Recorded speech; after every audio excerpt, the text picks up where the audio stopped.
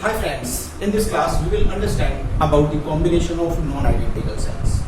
Now non-identical cells means the cells with different EMFs and different internal resistances. Say first we are considering the case of series combination.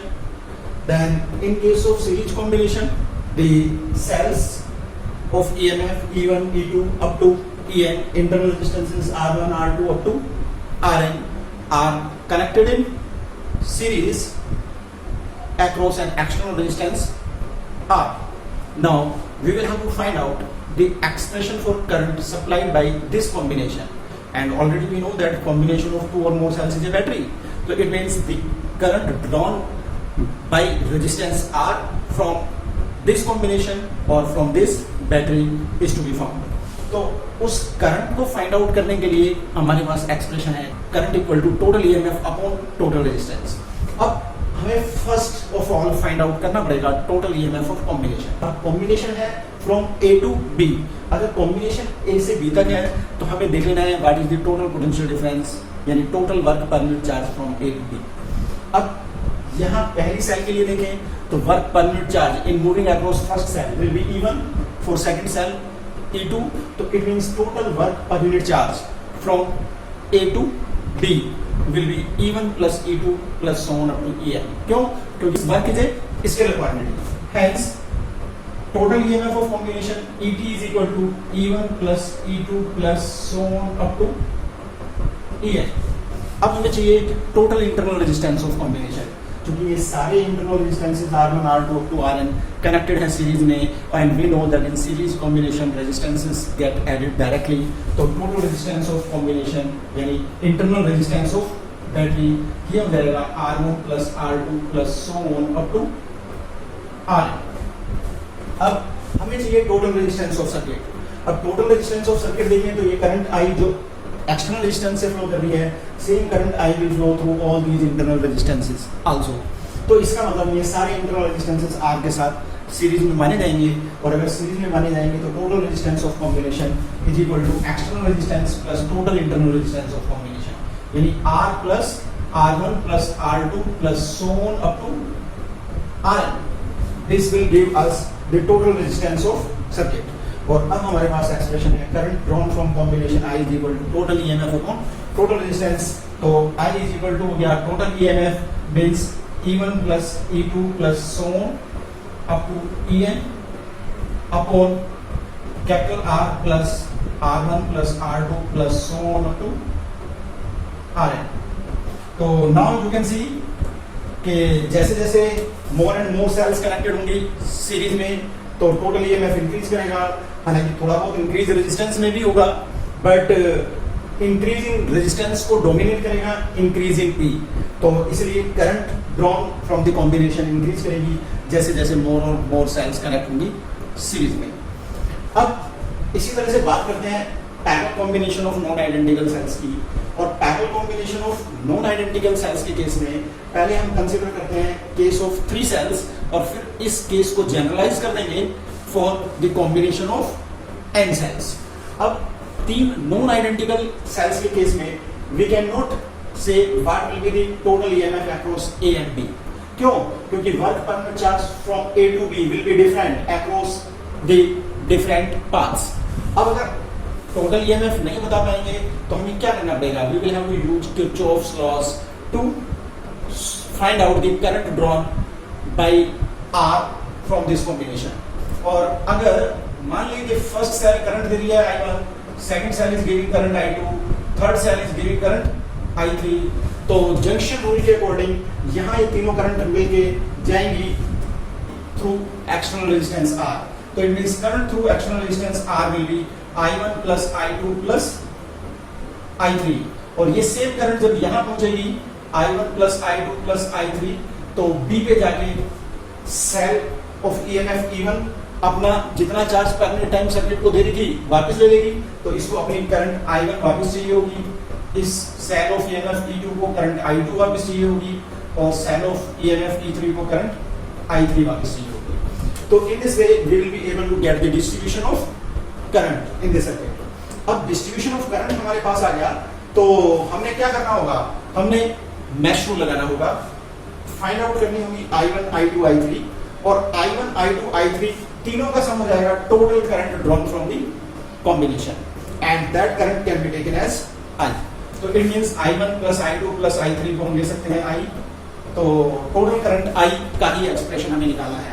अब I1, I2, I3 को निकालने के लिए हम use करते हैं mesh rule यानी Kirchhoff's voltage law, और उसके लिए मान लेते हैं this point is C, this point is D, और पहले बात करते हैं मैश ACDB E1 AT।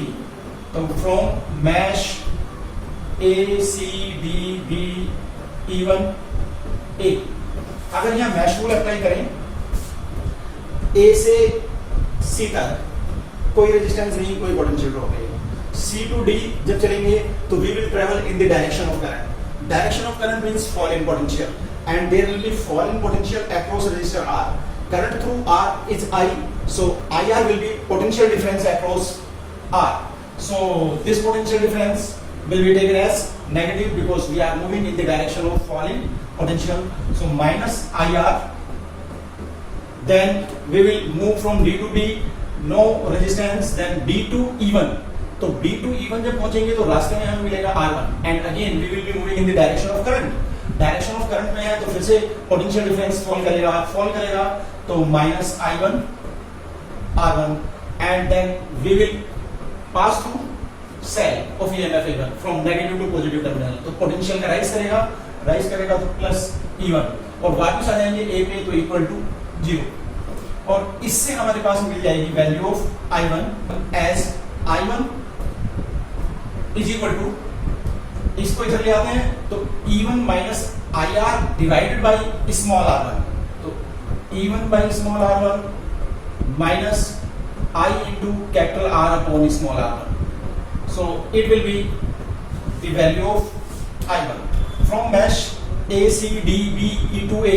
यानी अगर हम ACDB E2A में मैश रूल लगाएंगे तो A to C no potential difference, then C to D we will be moving in the direction of current, तो falling potential, तो it means IR will be negative, so minus IR, then D to B no potential difference, D to E2, then we will be moving through internal resistance R2 in the direction of current, तो in the direction of current means फिर से falling potential means minus I2 R2 and then through E2 we will be moving from negative to positive terminal, और negative to positive terminal मतलब rising potential, और rising potential का मतलब plus E2 equal to 0, और इससे हमें मिलेगा value of I2 को इधर उठा लाएंगे और R2 से टोटल इक्वेशन को डिवाइड कर देंगे तो that will give us E2 upon R2 minus IR upon R2।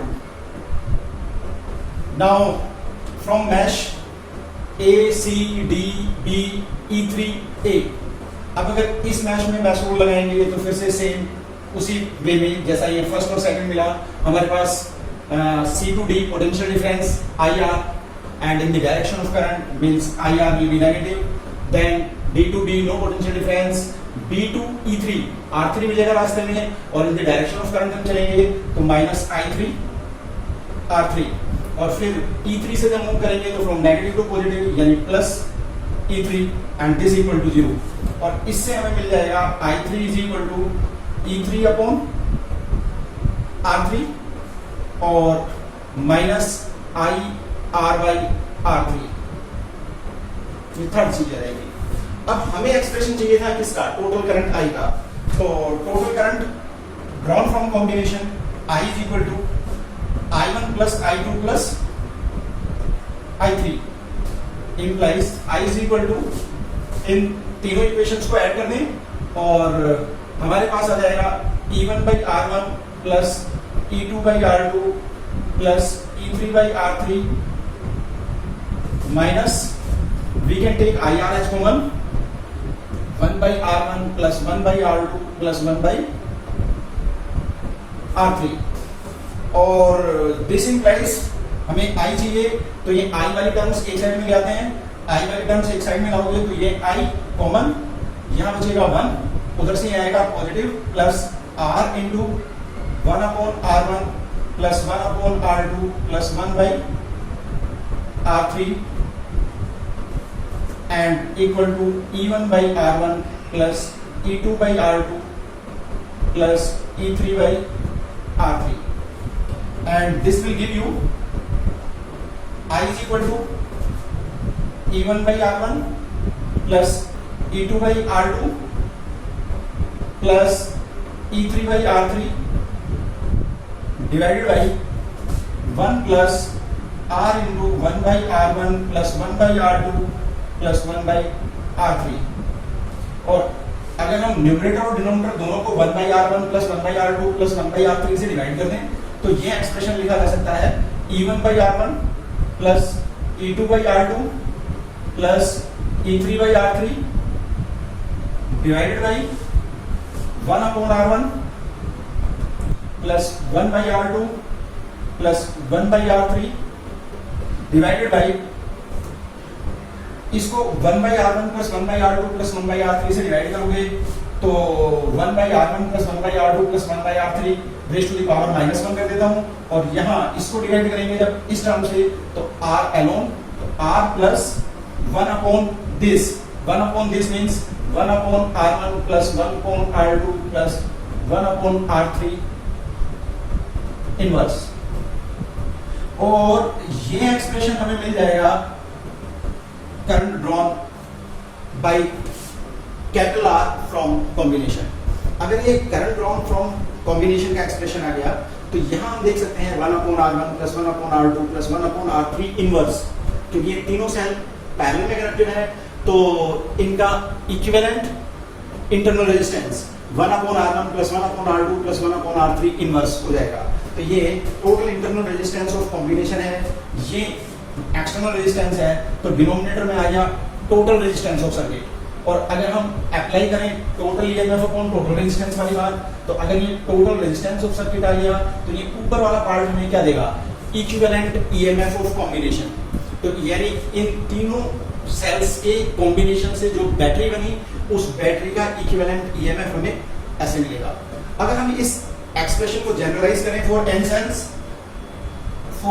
n sales, ये एक्सप्रेशन फॉर करंट हो जाएगा E1 by R1 plus E2 by R2 plus so on up to En by Rn divided by 1 plus R into 1 by R1 plus 1 by R2 plus so on up to 1 by Rn, और इसको फिर इस form में भी लिखा जा सकता है, और that will give us E1 upon R1 plus E2 upon R2 plus so on up to En by Rn divided by 1 by R1 plus 1 by R2 plus so on up to 1 by Rn divided by, जब इस expression को divide करेंगे इससे तो यहां बचेगा केवल R plus 1 upon R1 plus 1 upon R2 plus so on up to 1 upon Rn inverse. और अब फिर से ये एक्सप्रेशन हमें देगा total internal resistance of combination, ये एक्सटर्नल रेजिस्टेंस तो हमें मिल जाएगा टोटल रेजिस्टेंस ऑफ सर्किट, और यहाँ ये ऊपर वाला पार्ट आ जाएगा equivalent EMF. Equivalent EMF of combination in parallel combination यानी ET can be written as E1 by R1 plus E2 by R2 plus so on up to En by Rn divided by 1 by R1 plus 1 by R2 plus so on up to 1 by Rn। तो ये expression हमारे पास equivalent EMF of combination का आ जाएगा, और ये expression current drawn by external resistance from the combination के